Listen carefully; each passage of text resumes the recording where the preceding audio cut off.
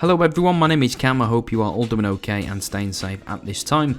Welcome to another episode of PES News. So, today another interview has surfaced with another Konami employee, none other than Lennart Bobzian, also known as Lenibo, who is the European PES brand manager. This interview is similar to the one given to the Latin American PES brand manager Robbie Ron, where questions are asked about PES 2021's format and other questions regarding this year's game. So let's get into the interview. So the first question is, how has the coronavirus crisis impacted the development of eFootball PES 2021?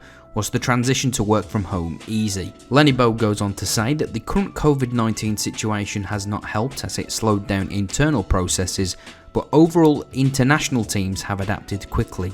The main impact we received was due to the delay in the conclusion of the football season, which also led to the delay of the metadata for the game. However, we have already taken care of that and will be offering a day one patch to make sure that most leagues, teams and players are up to date. The next question is, what is the situation of the team in Japan?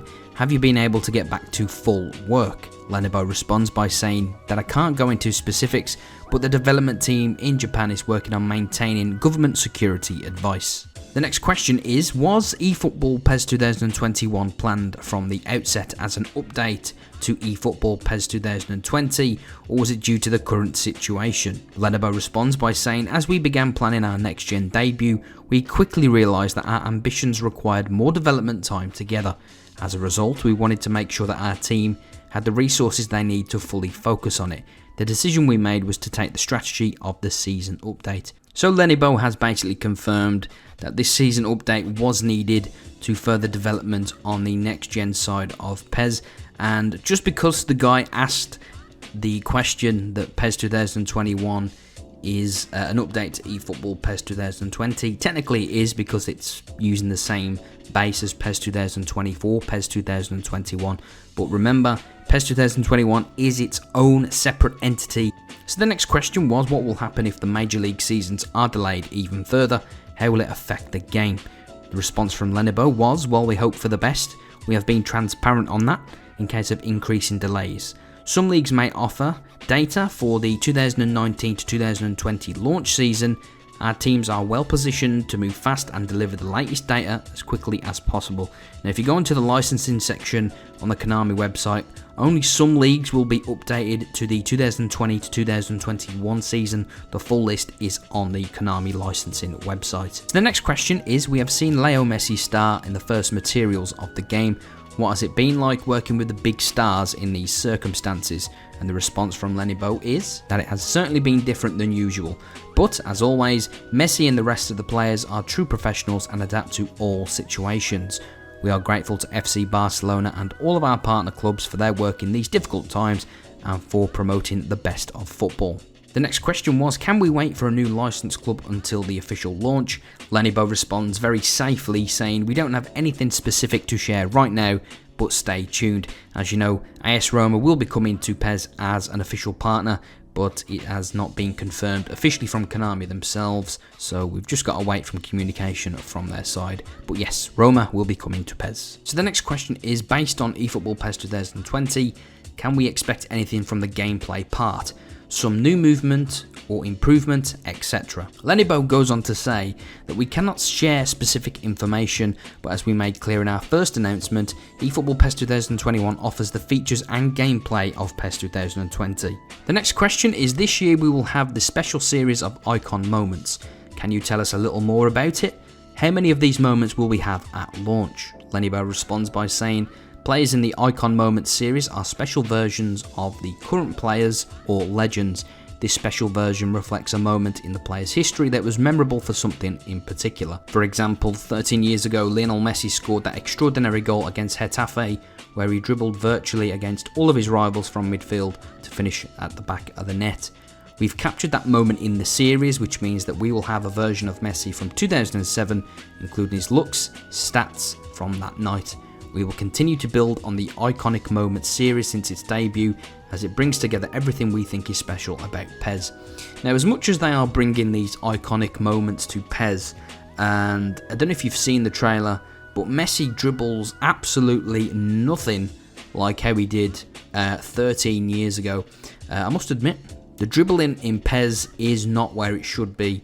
It should be better, and especially, in my opinion, one of the greatest dribblers of a football, Lionel Messi, does not play like Lionel Messi in PES 2020. He feels just as generic as everyone else does, so hopefully that can be looked at in the future. But anyway, next question.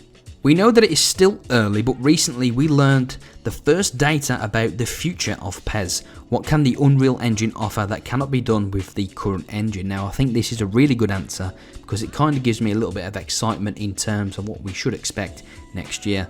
But yeah, every time PES say something to get us excited, sometimes things can, be a little bit overhyped, but this is what Lenovo said anyway. He says that the Unreal Engine allows our development team to see the game from different angles and offers them more opportunities to take PES to a new level.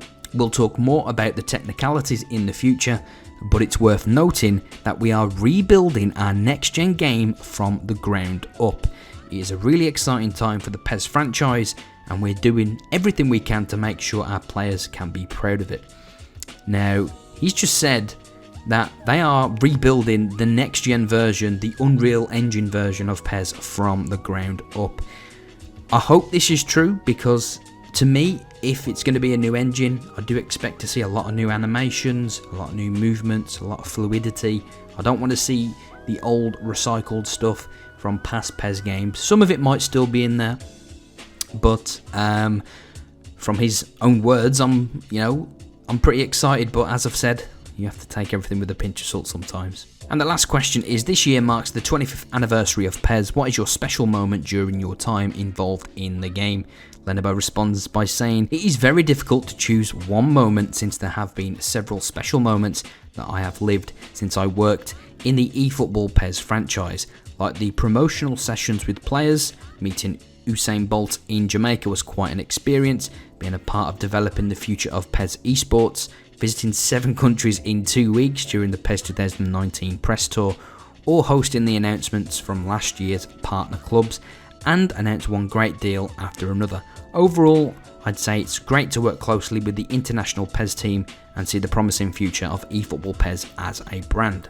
So that's it, that is the end of the interview. So even though the interview was similar to Robbie Ron's interview, it's hard to ignore the one answer he gave to the interviewer, and that is PES's next-gen game will be built from the ground up, basically from scratch.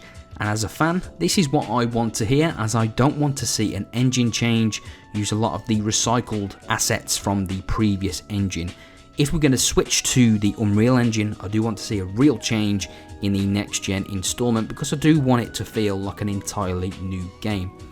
But I must say, from past experiences, you should take what they say as a pinch of salt, because a lot of the times that features and promises have been announced or spoken about, they kind of fall short on how they were hyped up within the launch of a game. But nonetheless, I am just somewhat happy that the game is apparently being built up from the ground up, and that information has came from the mouth of a Konami employee. And as usual, if you want to read this yourself, the link will be in the description below.